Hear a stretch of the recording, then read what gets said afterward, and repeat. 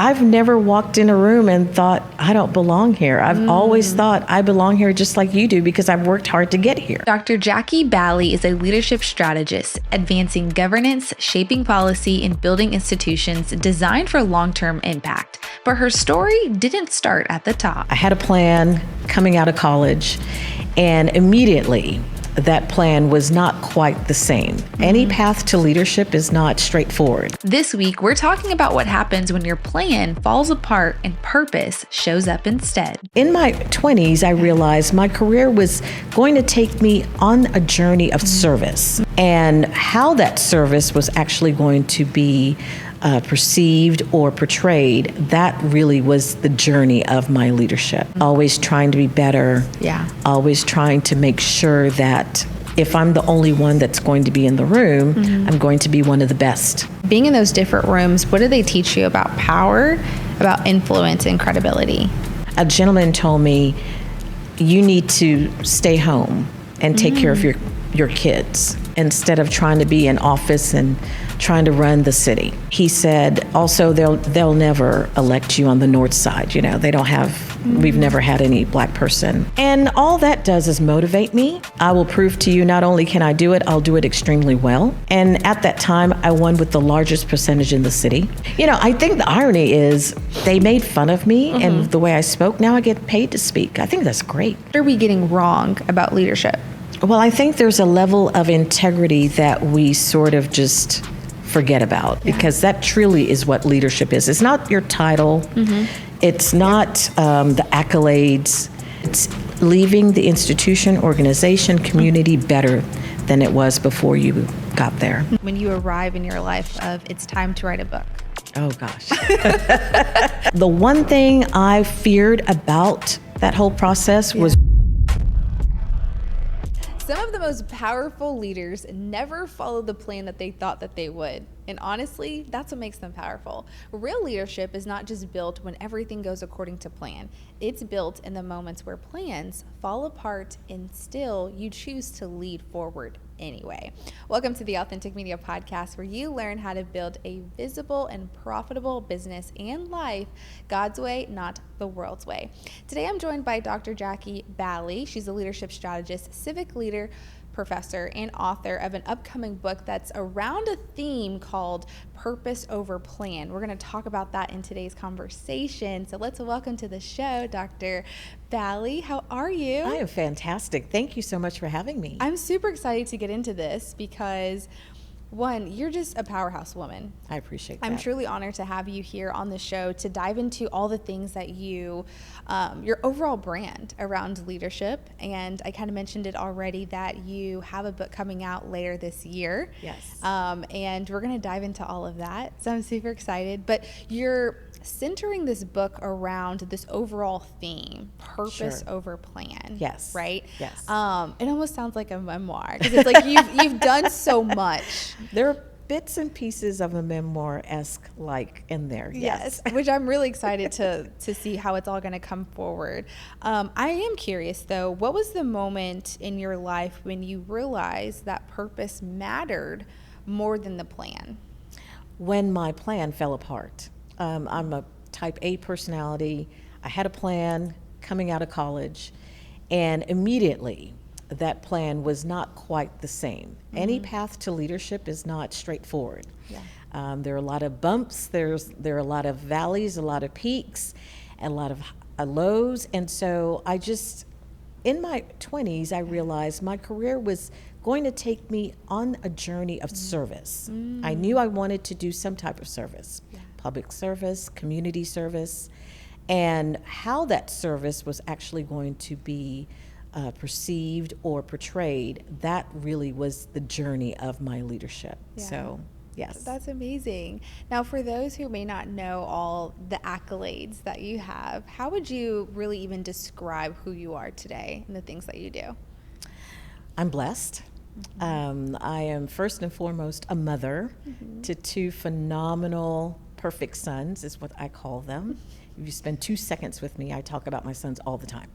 So yes, I wear many different hats, but that's my most important role. Yeah.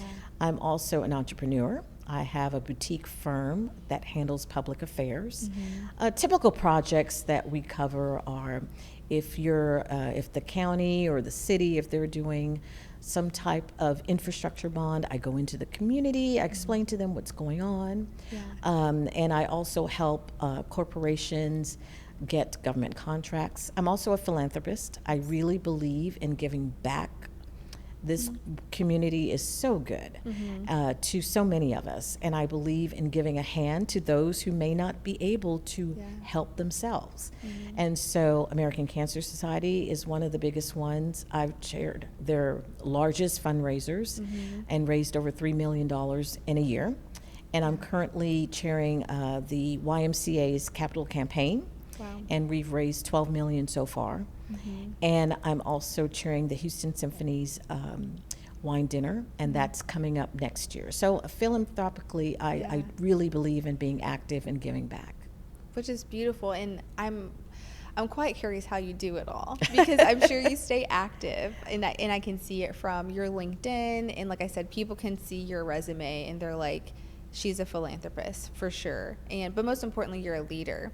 You mentioned something very powerful in the very beginning, is when I asked you about purpose, when do you recognize it's more important than your plan? And you say when your plans fall apart. Someone could look at your resume and say, this looks like everything is working along with your plan that you put together, right? It's beautiful. Tell me about a time when your plans did fall apart and you recognized in that moment that purpose is bigger here. So I was a city planner for Sugar Land, and my big project was Town Center. That was before they had the Town Center. And that got me a lot of recognition, a lot of accolades, and I thought, okay, this is gonna take my career as a bureaucrat, because pretty much that's what you are, to another level. And it didn't work out that way. With most governmental entities, there's a lot of reorganizations. I didn't like the way it was being reorganized. It was actually taking power away from me. So then someone approached me and said, hey, there's a new vice president position at the Greater Houston Partnership. Would you be interested? And at the time I was thinking, no, I developed this town center. I want to see everything through. But then I said, okay, let me give it a shot. And then I went on and I took that role. I was the first black female executive that they had. And this was decades ago. They are thriving now with many people of color and lots of diversity. But back then, I was the first. And I didn't really quite know what that would entail. I didn't know what I stood for. I knew I was the first. That's one thing to say. But what really at that time, especially that timing, the timing of it all, what I represented and who I represented. And so I stayed in that role just for a couple of years. Again, I thought I would stay there a good 5 to 10 years. I stayed there 5. And then a gentleman named Bill White, who is a former mayor, approached me and he said, you're a workaholic. I think you should do something on your own. And I was like, I never saw myself as an entrepreneur. It's just never something I thought I would do. And then I said, well, I'm going to give it a shot. And 26 years later, here I am. So, you just never know exactly how your plans evolve. And in the interim, when I did start my consulting, I went back to Sugar Land. And then I became a city council member. So, and I was the first black woman. So, a conversation back to the beginning, I ended up continuing my role in Sugar Land, but in a different role. And that's something that evolved in a span of 10 years. And I definitely had no plans of going from the city planner to being on council, but that's how it happened. Hey there, I know you think it's a small gesture, but actually subscribing to this channel will work in your favor. Why is that? Because you get access to every single episode that I drop right here on this channel. Plus, you get to learn how to actually build your brand, gain visibility, and do it authentically. So if you're interested, go ahead and subscribe to this channel right now before you move forward. But in the meantime, let's get back to today's episode. It's interesting because I think sometimes when we create plans, they say that God laughs, right? It's like, does your plan even come in the fruition in the way that you thought it was, or that you thought it would be? But for someone who may feel like their plan is not going according to what they thought it could look like, do you see an opportunity for them to still make impact, and how so? Sure. I mean, the last example I gave you was really a great way that God really listens to you, but not in the way it comes through, but not in the way that you thought it would. Yes. Because I never thought I would be an elected official. I thought I was always going to be the public official. Yeah.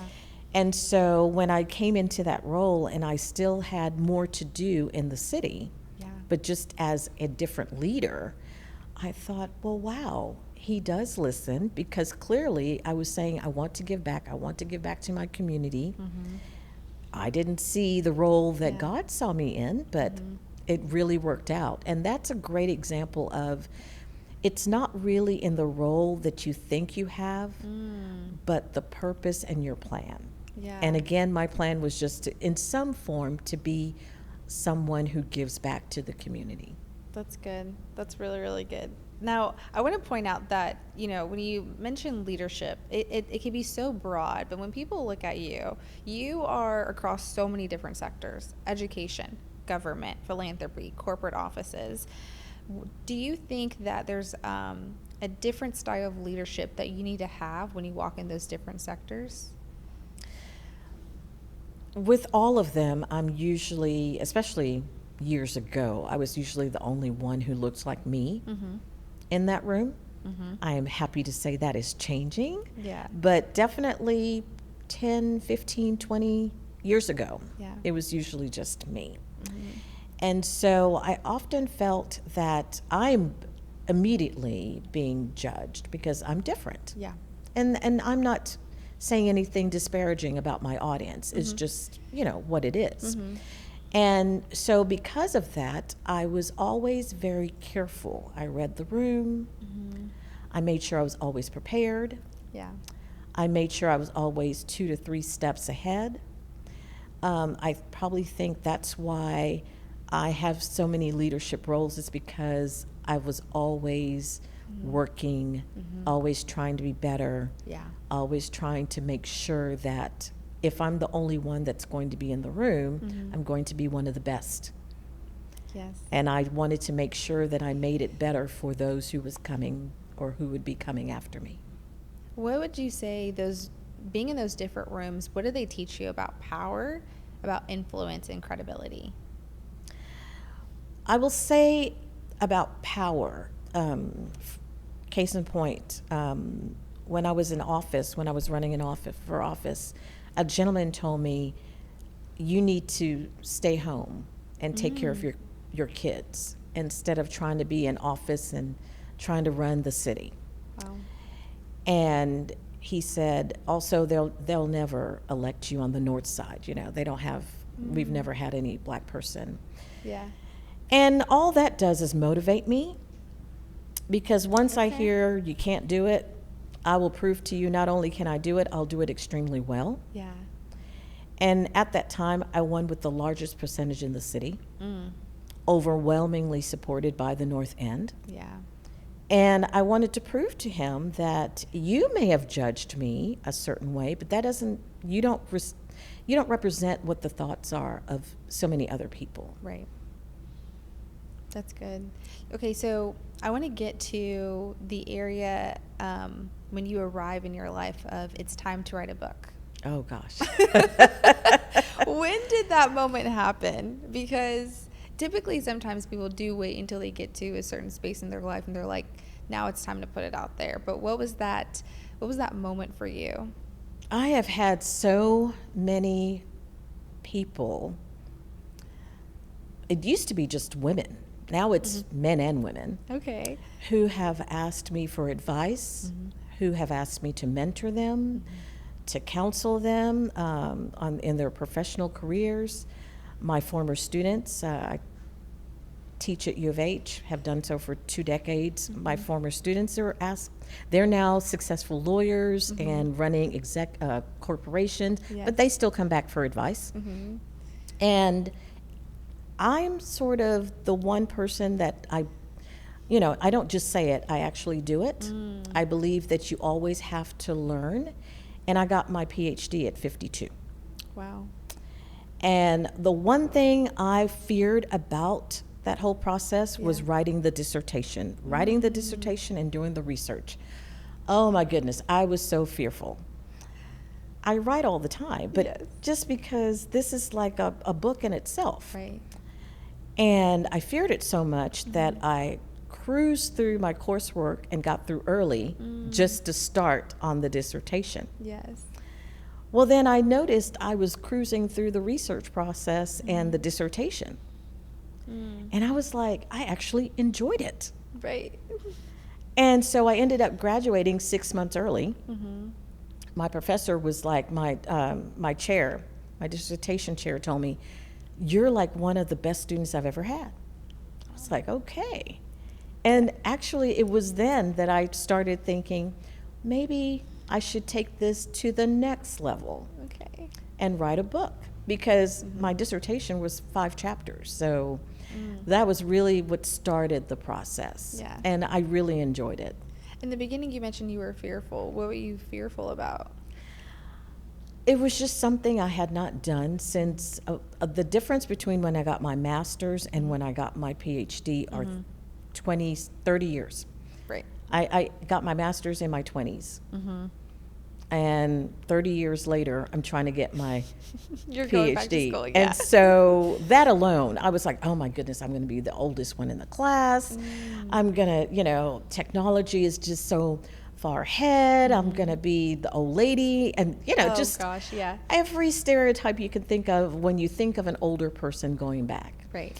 And none of that happened. It was just like so many times we imagine things in our head, and it's much worse than reality. And it was actually one of the best experiences I've ever had.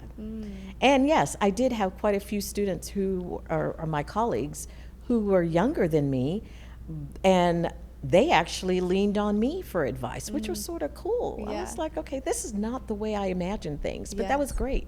I find that to be very ambitious of you, to say, you know what, it's not too late for me. I still have time and room to do this and energy to do it. But where I think you could provide a lot of value to women and even people your age as well, around what does it take to show up in rooms and places and environments emotionally and physically without shrinking yourself.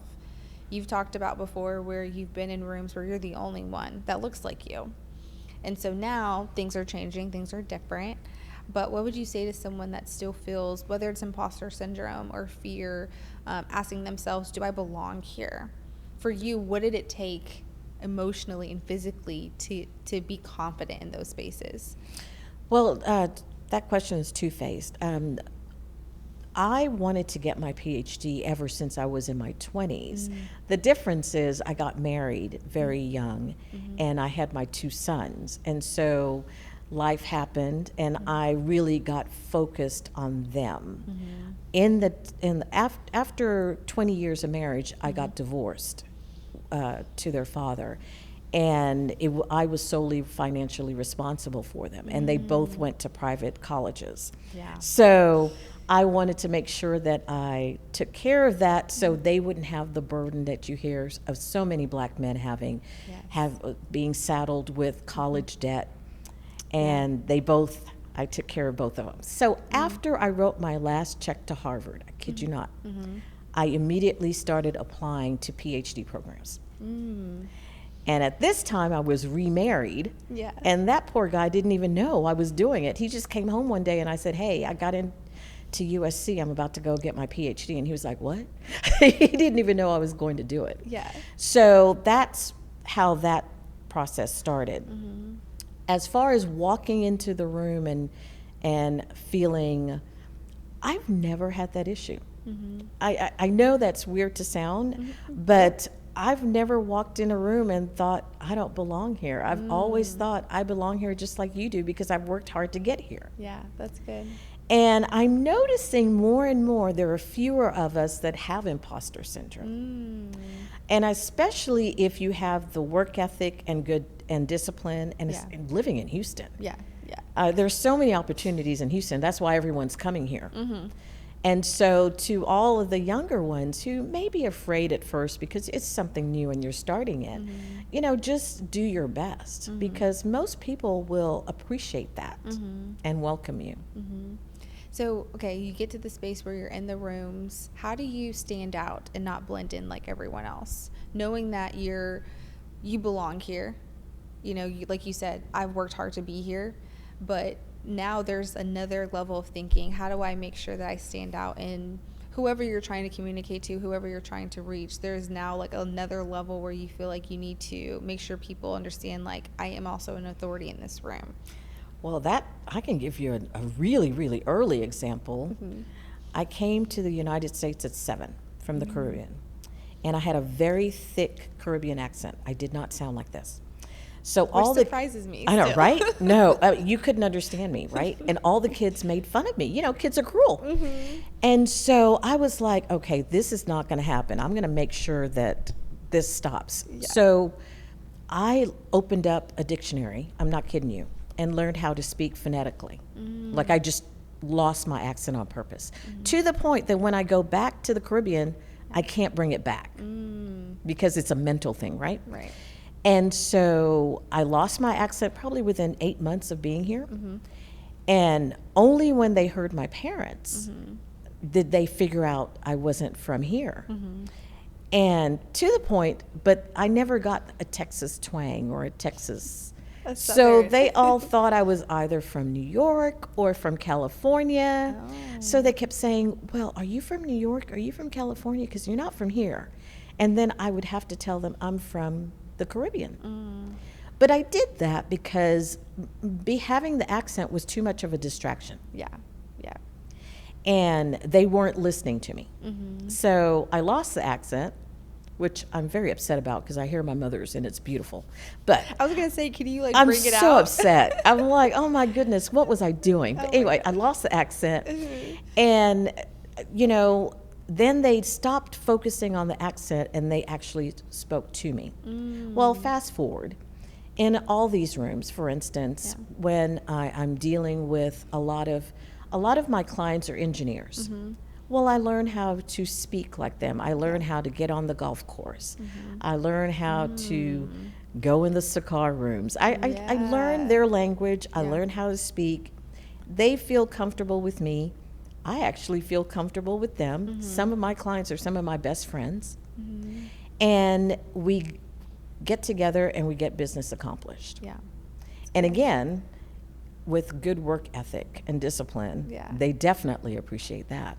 That's good. I like how you said that you basically you spoke their language. You did what you needed to do to like fit in, so then they can understand you, they can trust you. Sure. Nowadays I think there's a lot of entitlement around, I'm just going to be who I am and people are just going to have to like me. What defines a good leader, would you say? Well, I do think individuality is a good thing. I definitely don't want to discount that. Before COVID, I couldn't even wear my hair like this, right? It always had to be, it always had to be straight, or, you had to conform in a lot whenever that you don't even think about. So I do think individuality is a good thing. But whenever you have a true grasp of your mission, it could be through business, it could be through your community activities, it could be through the way you carry yourself, people will gravitate to you. They will expect you to lead the room and command the room. I pledged my sorority when I went to undergrad U of H and I got my PhD at USC. And in both instances, my classmates always started deferring to me. Even back in my 20s, when I was in my sorority, I graduated 21, so 20 and 21, or even in my 50s as I'm getting my PhD. And so I've always had an extremely strong work ethic. I've always said, I may not be the smartest in the room, I'll be close, but I'll definitely be one of the hardest working ones in the room. And I think discipline and diligence is good. And people can see when you have a good heart, Yeah.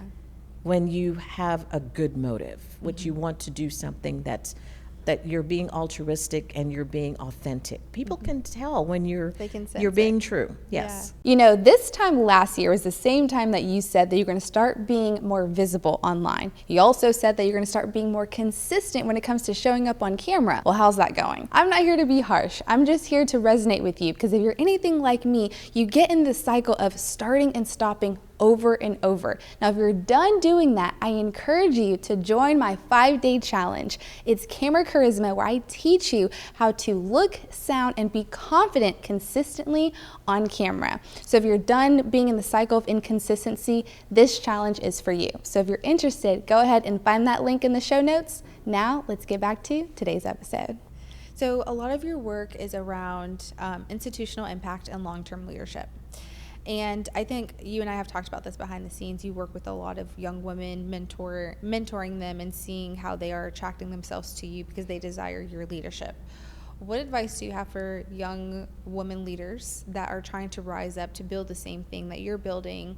Not obviously in the exact same way, but on the same level of like, I aspire to be doing something similar like you, but maybe they need to work on this little area over here. What are we getting wrong about leadership?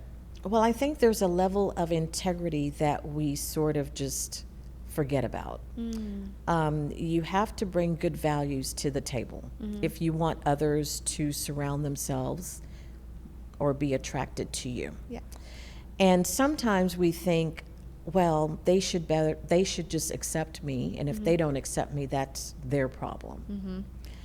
And every instance is different, but it's important that if you carry yourself with a certain amount of decorum, professionalism, integrity, you will be respected in your area, in your field.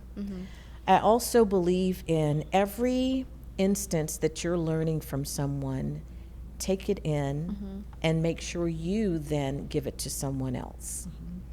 Because my true legacy will be that all of the people who I've impacted, who I have touched, will carry on and make our community even better than when it was when I left it and when they left it.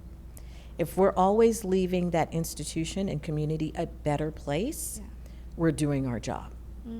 If we have not done anything that's positive or making it better, then we need to go back, because that truly is what leadership is. It's not your title. It's not the accolades. Those are all blessings, but it's not really that. It's leaving the institution, organization, community better than it was before you got there. Now, I want to go back to your book, because that's also something of why we're really here. But you talked a little bit about why you decided to write it, because you were getting a lot of advice. And you kind of wanted to put it in one area. What other topics and sectors can we find in this book? Like, what was very important to you that you said, I need to have a whole chapter on this specific subject? I talk about mentoring, as we just discussed. I talk about pivoting. We may be thinking that we're going one lane towards our ultimate career, and people get laid off. Economy happens. People, there are different shifts that happen, and adapting to those shifts. How we adapt is really how successful we're going to be. Yeah. I talk about those who are mothers re-entering. Sometimes we're torn with, should I be a full-time mom and stay home, or should I still try to contribute, and does that make me less of a mom when I do that? I talk about time management. It's not easy to try to volunteer, to go to church, to do activities with my church, with my family, and have a thriving career. I talk about all of those things. And so it's about having a balance. It's about adjusting. And it's about leading with a purpose. And even though you don't know what that purpose is right now, you'll reflect on it a year from now, 5 years from now, and then you'll understand what that purpose is. And it's actually what you said earlier. God had a plan all along. Yeah. And it kind of leads back to this whole phrase on sustainable leadership. What does that actually look like for you? Would you say you're currently living that out? I'm definitely living that out. I think in my roles, because it's so tangible, like developing a town center or being involved with TxDOT or the counties or the cities, those are things that you can see. Having your name on a building, that's nice. I mean, don't get me wrong, I enjoy it. That's nice. Yes. But having, as I referenced earlier, having former students who are now running for elected office, who are running nonprofits as EDs, who are just rock stars in the community, and they multiple times have said, Dr. Baly is the reason why I did A, B, or C. That's sustainable leadership in my definition. That's good. Because I'm carrying it forward, and that's another generation that will do the same. I think also what makes good leadership is seeing the vision beyond what someone is currently doing. You talked about these different projects and sectors that you are helping build that is now creating a whole community. What project would you say has been one you're really proud of till this day that is currently living on? Besides the ones I've mentioned so far, I was hired by Harris County to do a conversion of their school buses because we were not able to meet the EPA standards. And we did a conversion of all of the buses to have fuel that was less harmful to the students who were on the bus. And it showed statistics of how many the percentage of that decrease for asthma attacks and other health benefits. Nothing sexy about that, but it's something very productive, and it contributed towards the health of students, which is very, very helpful. That's one. Second one was I was on the board for the American Cancer Society, and they were working on a biomarker bill, which is the largest one in the country. And I was able to connect the American Cancer Society officers with elected officials. And we passed the largest biomarker bill in the country at $3 billion, which is now being emulated throughout the country. And that to me is huge because it will be life-saving for generations to come. And all of us have been touched by cancer. And then third has to be my work right now with the YMCA. We're trying to reestablish and bring back a YMCA that was servicing a low socioeconomic community. And many of those in that neighborhood relied on that Y for so many resources. It was their village. And so that community really needs that Y back. So I'm very proud that we've raised 11. Our goal is to raise 16. So we're getting there. Wow. Yeah. Would you say you can now look back at your work that you've done? Because many people can be like, okay, it looks like things are at random, but right? Because like all of these different projects, but when you look at your life, and especially individually, you can see how God's hand is all on it, and it's how it's really currently aligned with the entire plan of what it's supposed to look like. But for you, would you say you're proud of the work that you've done and that you're currently doing? I'm extremely proud. I will tell you, when I was younger, I didn't quite get it. It wasn't only, honestly, it wasn't only until so many people started telling me, oh, you're this, you're that, you're this. And then I started reflecting. I was like, well, maybe I am, because I was so busy. I was just like, go, go, go, go, go. And then I started reflecting. And then as you get older, my sons make fun of me.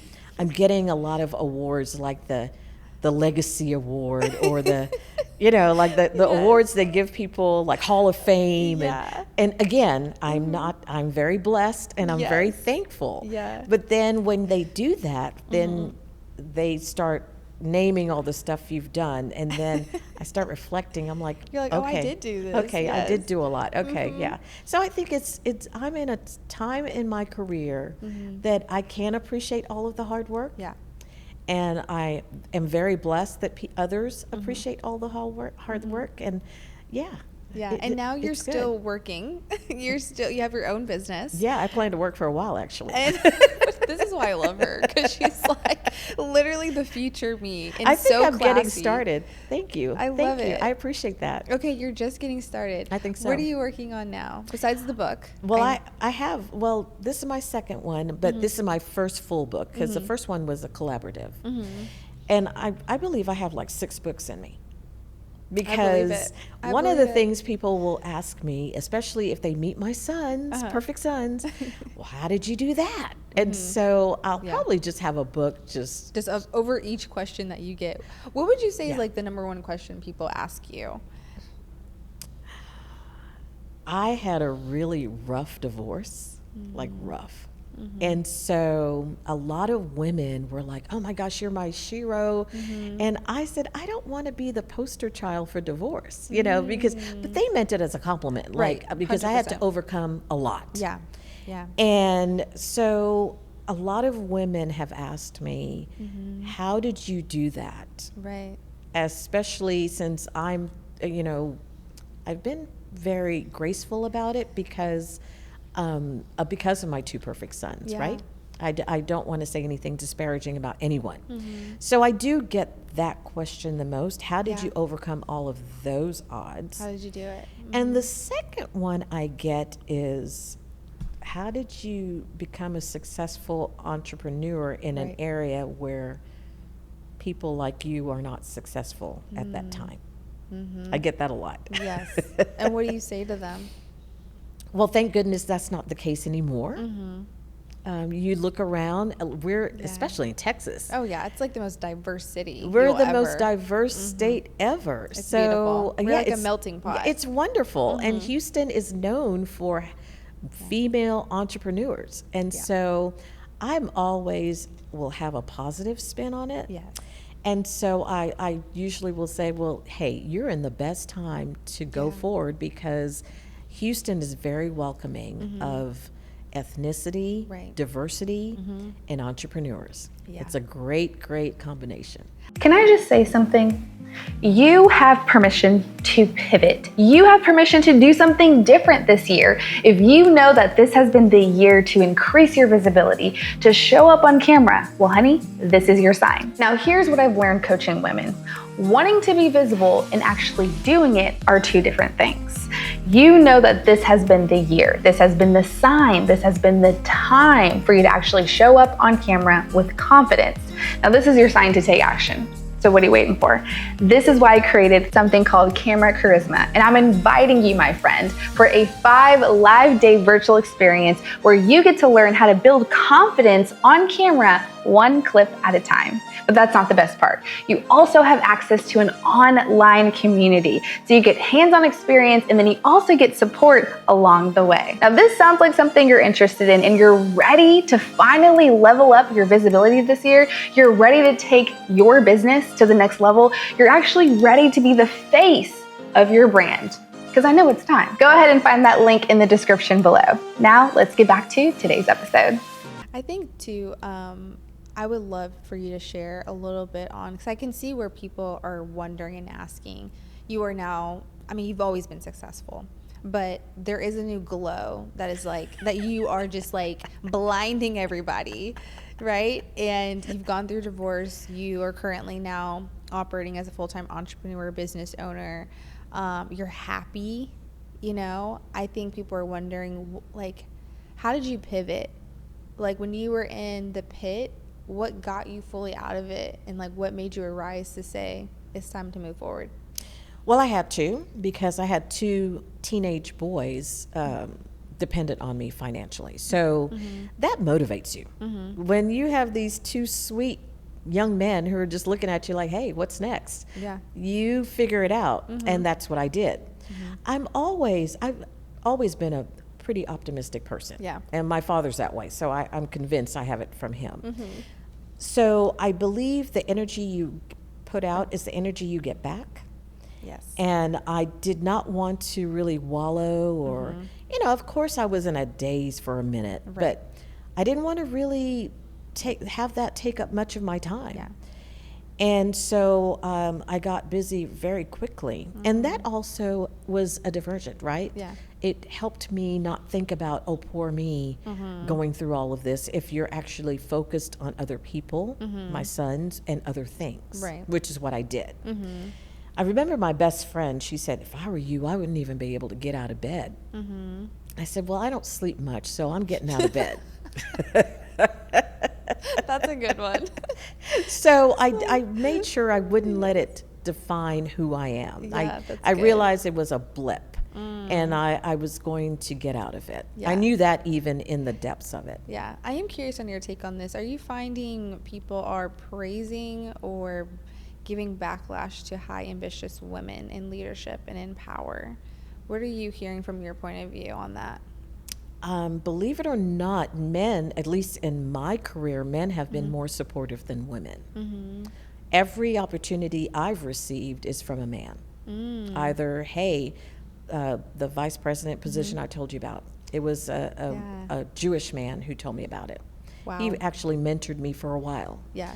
And so That's interesting. I've noticed, at least back in the 80s or 90s, we were not as supportive of each other. Now you have groups like the Women's Chamber, where we promote female empowerment. Yes. But, in the workplace, it's a different story. I do think we, as in all women, Yeah. are labeled, if we are too assertive, we're labeled as aggressive. Right.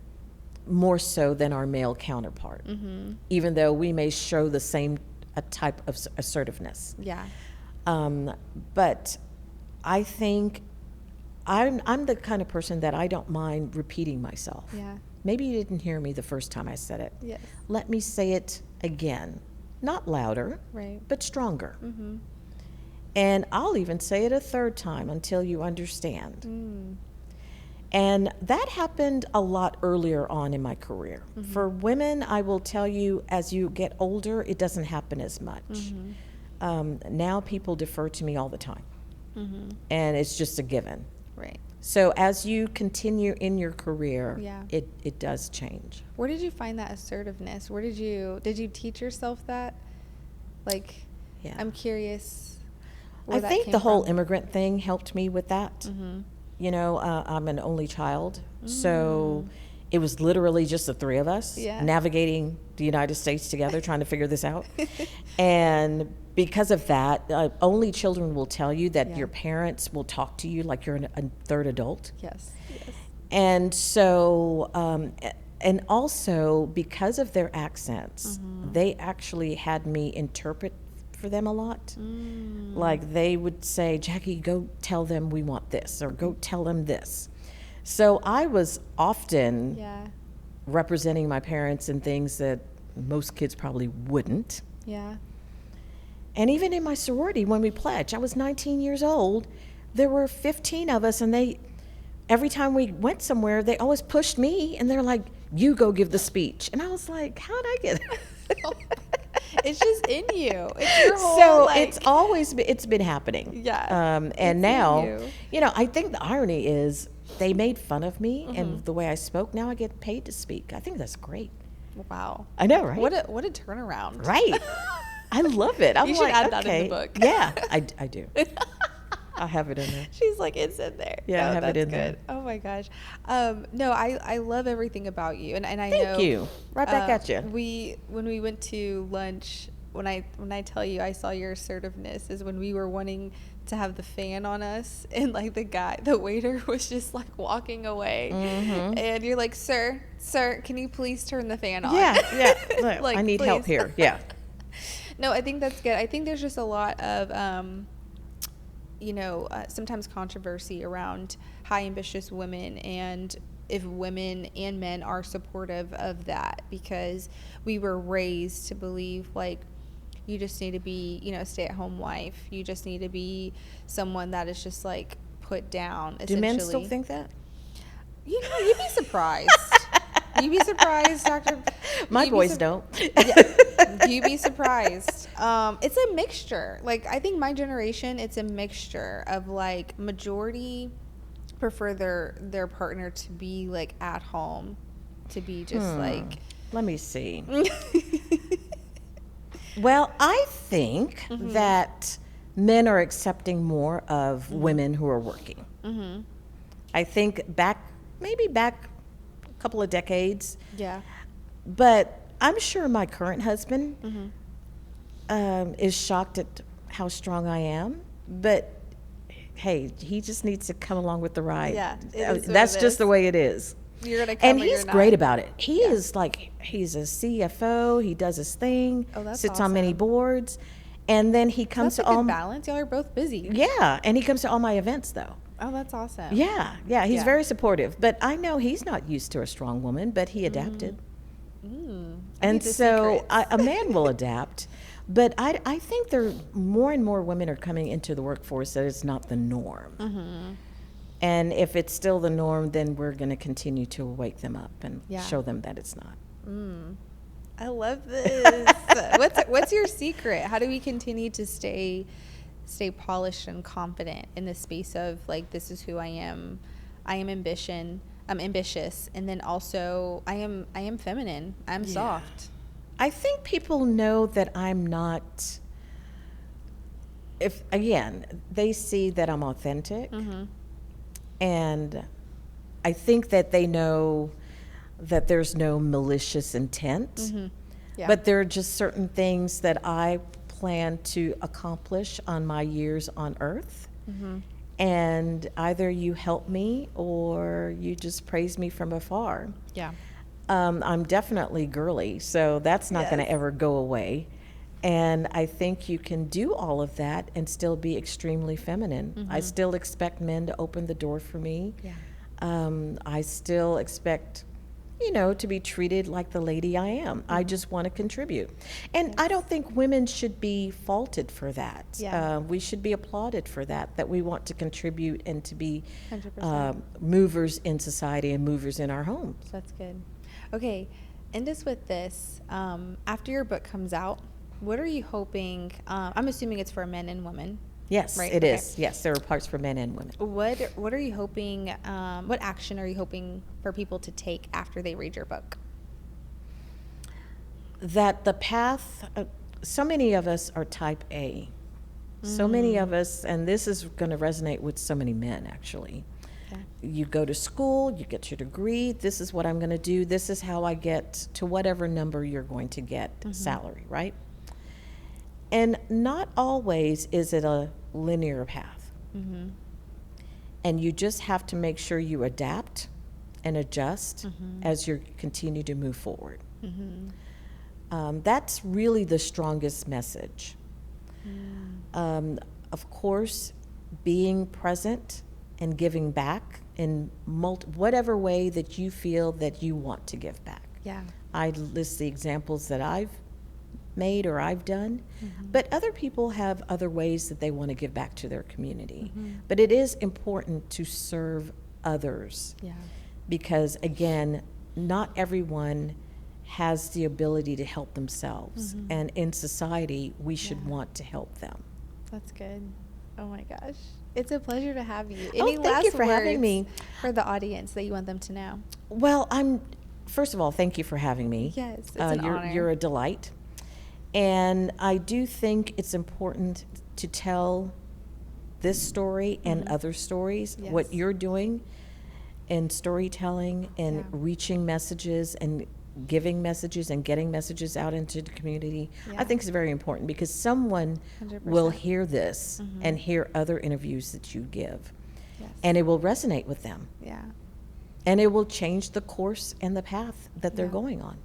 So thank you for what you're doing. Thank you. We're going to have you on for part 2 because clearly there's more books in you. Oh, for sure. There's more books. There's podcasts. I'm just getting started. She's just getting started. Oh my gosh. Dr. Baly, thank you so much. Oh, thank you. Thank you for having appreciate me. it. Yes.